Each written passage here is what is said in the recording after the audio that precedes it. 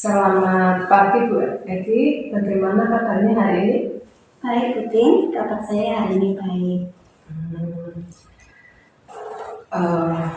Bagaimana Bu Eki, lagi sibuk tidak ini? Tidak Bu, hari ini kelas saya masih pelajaran olahraga.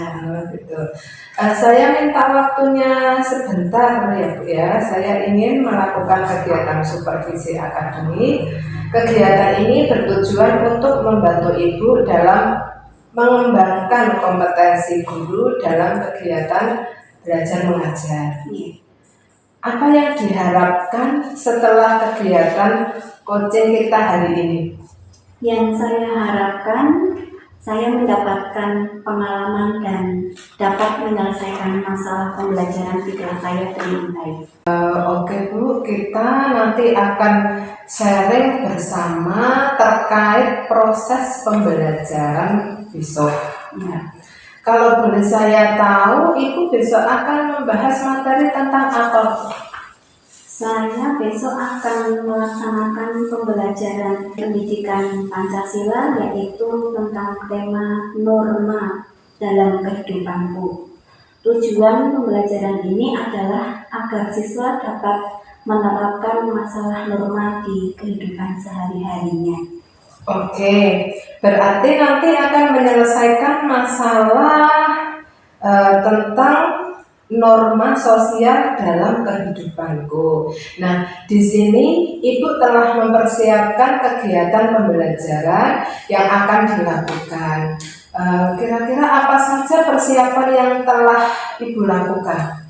Persiapan untuk kegiatan pembelajaran besok, saya sudah mempersiapkan perangkat pembelajaran, baik itu modul ajar maupun media yang sudah saya persiapkan. Oke, iya. Berarti sudah lengkap sekali ya Bu ya.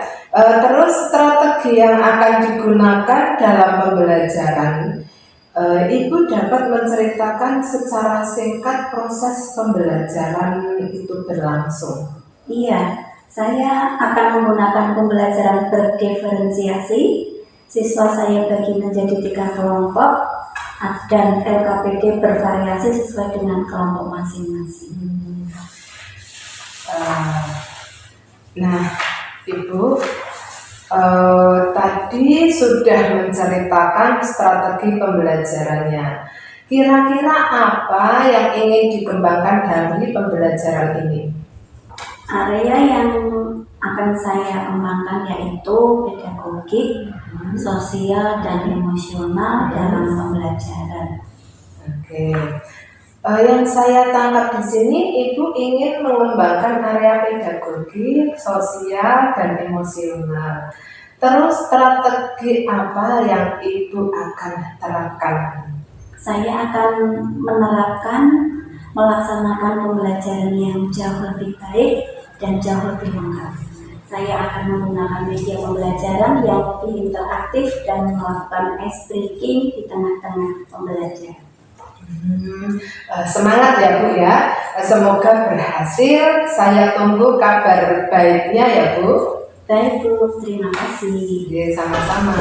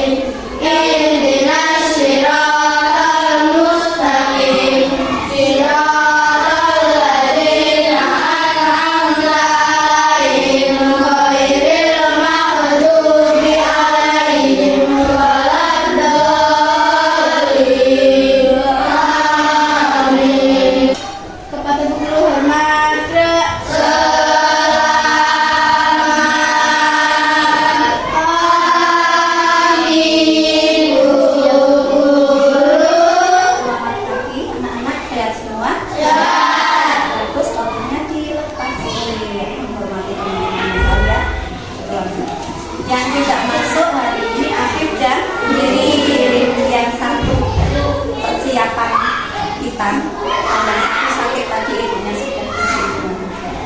Teman-teman yang lain sehat kelas 5? Sudah sarapan semua? Sudah minum susu? Oh belum?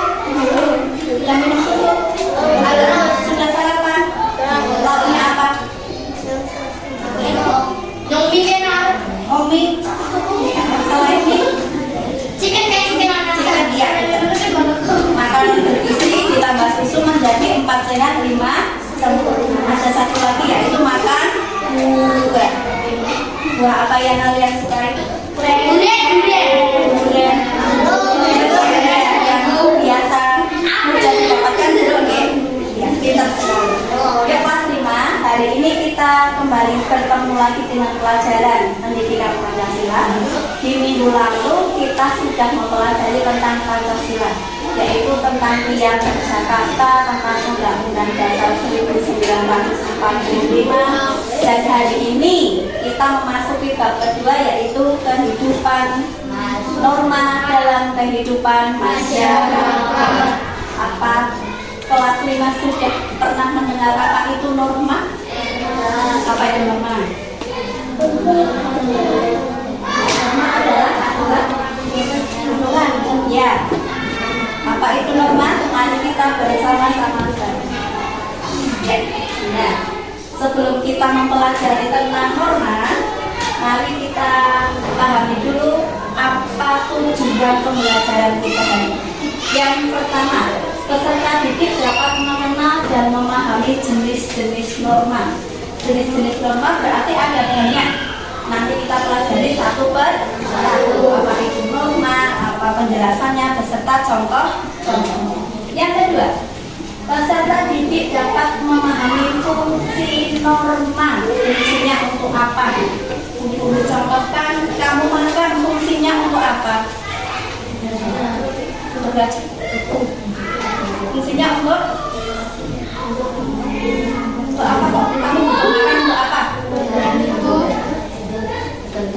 Untuk jalan untuk biar bisa lari berburu, biar bisa mikir pelajaran, biar bisa menghitung cepat. Contohnya selanjutnya, agar peserta didik mampu berperilaku sesuai norma dalam kehidupan sehari-hari. Sengaja atau tidak sengaja kita pasti bertemu dengan norma. Norma itu berarti ibunya siapa atau bapaknya siapa tidak. Norma itu adalah tadi sudah dikatakan, yaitu aturan. Digambarkan oleh bintang tadi sudah pintar, atau perilaku seseorang yang mengikat. Lebih jelasnya apa itu norma? Sebelumnya untuk meningkatkan rasa persatuan kita, rasa cinta kita kepada bangsa Indonesia, seperti biasanya sebelum pelajaran dimulai, mari kita menyanyikan salah satu lagu wajib nasional berdiri, badan berdiri dengan dan kita nyanyikan bersama. Didengarkan musiknya nih, tidak usah terburu-buru, tidak usah balapan, suaranya yang jelas.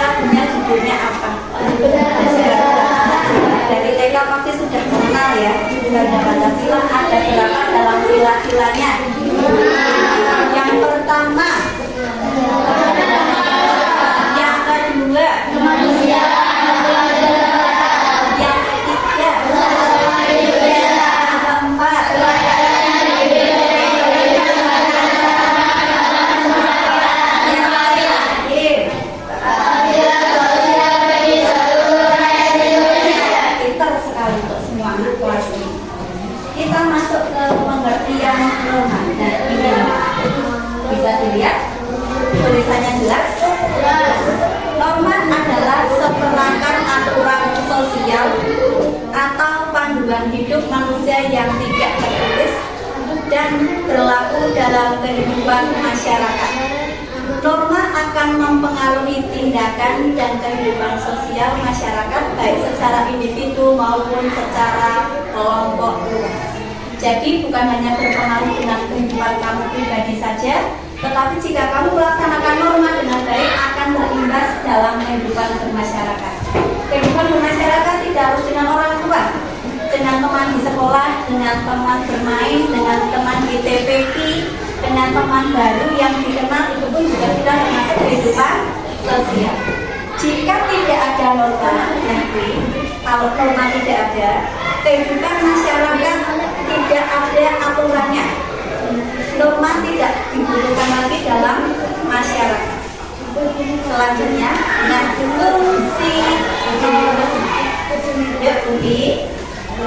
fungsi norma. Fungsinya apa?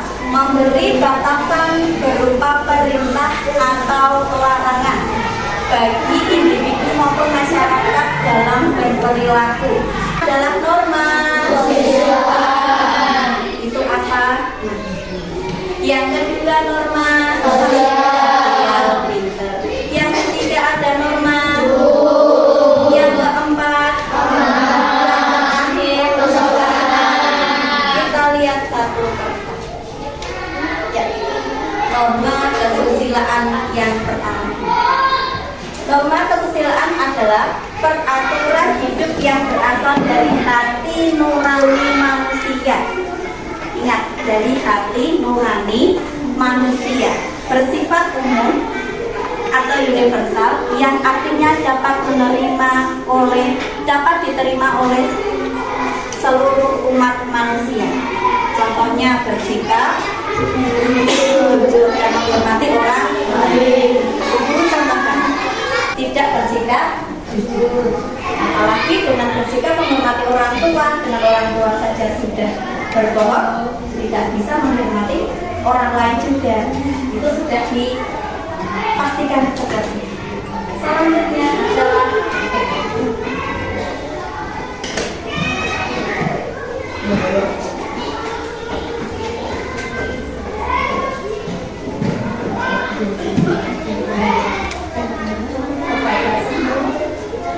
norma kesusilaan ya. Selanjutnya norma agama. Nah, ada siapa saja di sini bisa dilihat gambarnya? Tuh, ada berapa orang? Nah, ini mewakili 6 agama yang ada di Indonesia. 6 agama itu apa saja? Agama Islam, agama Kristen, agama Hindu, agama Konghucu, agama Katolik, agama satu lagi Buddha. Ya, ini diwakili gambarnya satu orang satu orang. Kira-kira yang beragama Kristen yang pakai ini sudah bisa lihat. Contoh norma agama yaitu menjalankan ibadah sesuai keyakinan dan tidak mencuri. Guru contohkan menjalankan perintah norma agama. Kalian yang laki-laki setiap hari Jumat, kalau Jumatan, ya, pulang sekolah sudah awal, sudah diberi waktu untuk mandi, untuk bersih-bersih. Di saat kamu keluar rumah, ada teman kamu yang ngajak rasa Jumatan baik, pilih bikinan baik. Kok balinya baik? Jumatan. Kan ngertinya bapak itu sampean. Ibu tahunya, bapak dan ibu tahunya Rupi izin untuk judi. Padahal kamu apa tadi mumpung sepi, mungkin tidak ada orang yang tahu. Nah, itu kamu sudah tidak melaksanakan norma agama. Contohnya lagi norma sosial. Ya. Apa itu norma sosial? Yaitu aturan tidak tertulis yang diterima oleh masyarakat. Fungsinya untuk mengatur bagaimana individu seharusnya berperilaku dalam berinteraksi dalam konteks sosial. Contohnya, menjaga kerukunan dan membantu sesama tanpa pamrih. Guru contohkan untuk norma sosial. Jika ada orang yang meninggal, apakah ada ada kewajiban harus layak, harus datang, layaknya harus jam 7 sampai jam 8, selain itu tutup rumahnya. Apa ada seperti itu aturannya? Tidak. Tetapi tetangga-tetangga, kerabat dekat, teman-teman yang mengenal almarhum akan melayat. Itu contoh norma sosial. Itu contohnya norma sosial. Selanjutnya, norma kesopanan. Kalian pernah mengetahui norma kesopanan? Secara tidak langsung kamu sudah melakukannya di sekolah. Contohnya ditimbali, dipanggil. Ditimbali itu dipanggil. Bagus. Panggil. Terus Lupi. Oh tahu. Terus Ami. Tahu. Itu sudah melaksanakan norma kesopanan. Terus diiring-iring sama ojo nganti diundang kok. Niko, nun.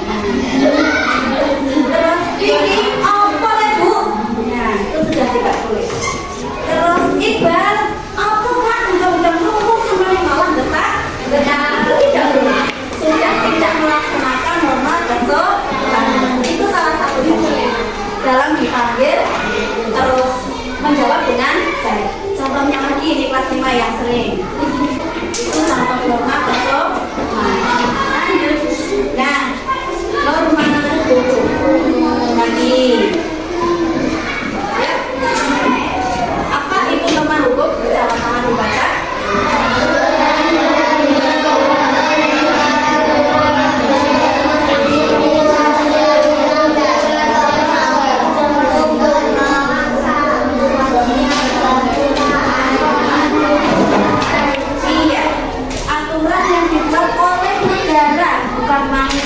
Beda tapi dengan norma agama, dengan norma sosial bisa beda. Ini dibuat oleh negara, punya aturan dan memiliki sanksi jika dilanggar. Sanksi itu apa? Sanksi itu apa? Hukuman. Jika dilanggar, jika tidak dilaksanakan akan mendapatkan hukuman. Norma hukum bersifat memaksa, mau tidak mau harus dilaksanakan. Sanksinya berupa ancaman atau hukuman. Contohnya, kalau kamu lihat di TV itu ada pencuri di patroli, ada orang tua yang menjual anaknya, itu sudah melanggar norma hukum. Anak sendiri kok dijual, diinjuri kalau itu kan dengan uang. Nah, itu sudah melanggar norma hukum. Dan yang menghukum siapa? Istrinya? Tidak. Saudaranya? Tidak. Siapa? Negara. Karena orang tersebut sudah melanggar norma hukum. Contoh lagi. Norma hukum adalah mematuhi peraturan lalu dilaksanakan. Kita sudah memberitakan contohnya. Sudah tahu itu lampu merah. Berarti apa untuk berhenti, menghentikan motornya untuk tidak berjalan tapi diterapkan. Itu sudah melanggar lalu yang membayar.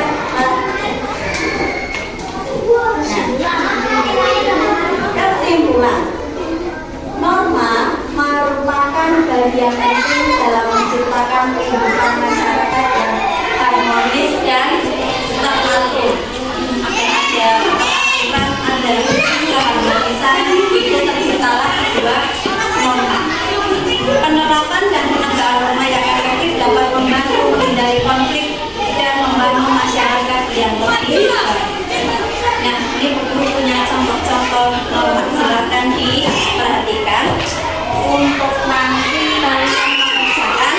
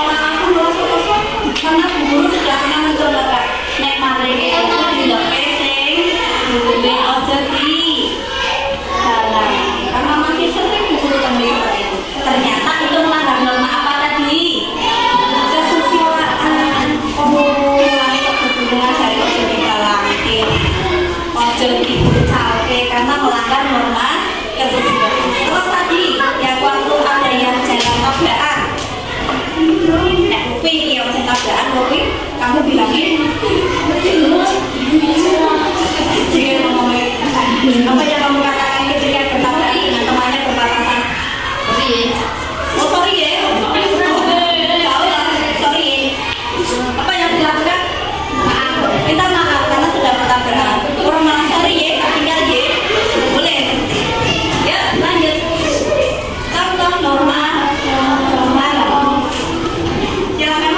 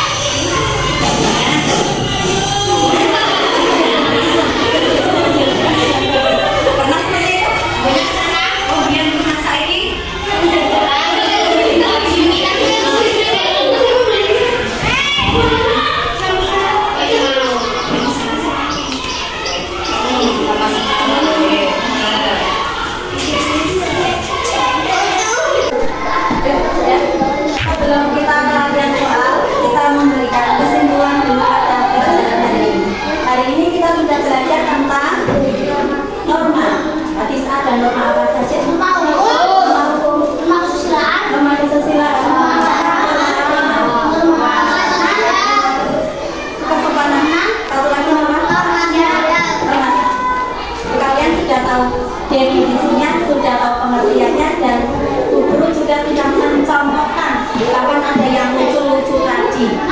Oke, ingatkan sekali lagi, guru tekankan sekali tidak diizinkan lagi karena sudah besar dan kamu sudah kelas 5 karena juga sudah tahu mengetahui tentang norma melanggar. Nah, untuk yang nggak kenal kita pernah dengarkan kalau kendor-kendor bagi yang wanita bisa ya latihan soal bisa dilaksanakan seperti tadi ya. Sudah belajar 5 norma, sudah mengetahui larangannya dan contoh-contoh. Silakan dibacakan persis seperti tadi, hurufnya juga pilihan jawabannya.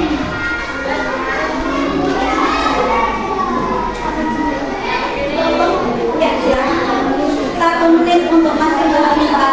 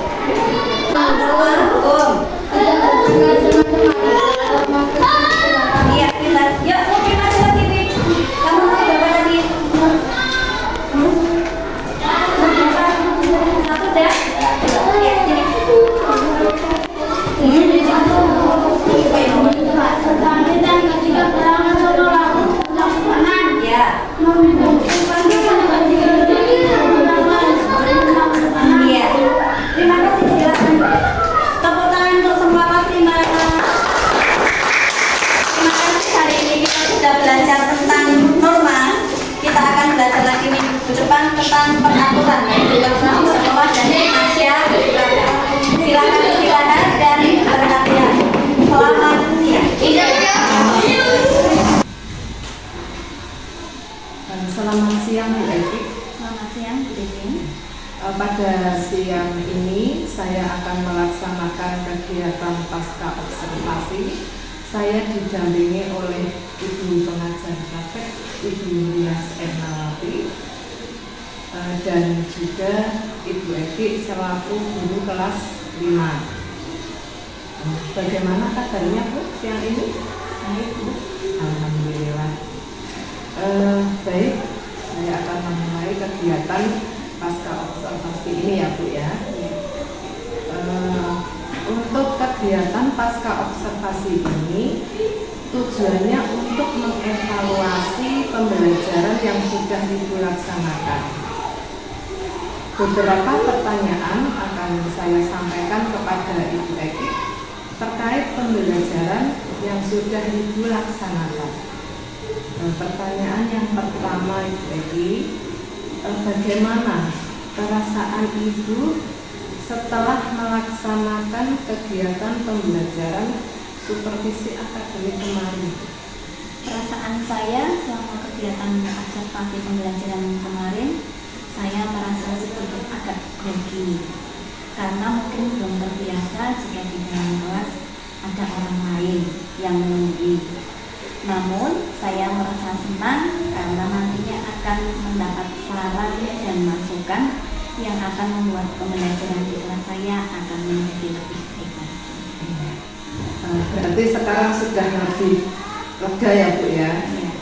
Mungkin karena kemarin saya ikut mengamati di dalam kelas, mungkin agak lain dari biasanya ya Bu. Baik, itu pertanyaan yang kedua. Setelah saya mengamati kegiatan pembelajaran kemarin, saya melihat ada beberapa area pengembangan dan strategi yang sudah Ibu laksanakan.